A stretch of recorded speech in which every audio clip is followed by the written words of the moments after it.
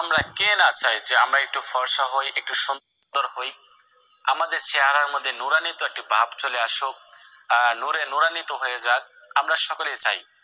এরকম একটি আমল সম্পর্কে আপনাদেরকে ইনশাআল্লাহ ধারণা দেওয়ার চেষ্টা করব, যে আমলটি করলে আপনারা সুন্দর হবেন, ফর্সা হবেন, আপনাদের চেহারা লাবণ্য সুন্দর হবে, লাবণ্যময় হবে, নূরে নুরান্বিত হবে। এই অজু করে যে ব্যক্তি নামাজ আদায় করবে, আল্লাহ তাআলা ওই ব্যক্তির চেহারার মধ্যে নূর ঢেলে দিবেন। ওই চেহারা সবসময় চমকাবে এবং মানুষের কাছে ভালো লাগবে। যত ধরনের ছোট বড় গুনাহ রয়েছে, ওই গুনাহ থেকে বেঁচে থাকবেন। আপনাদেরকে 7 বার পাঠ করতে হবে। তো আয়াতটি নামটি কি?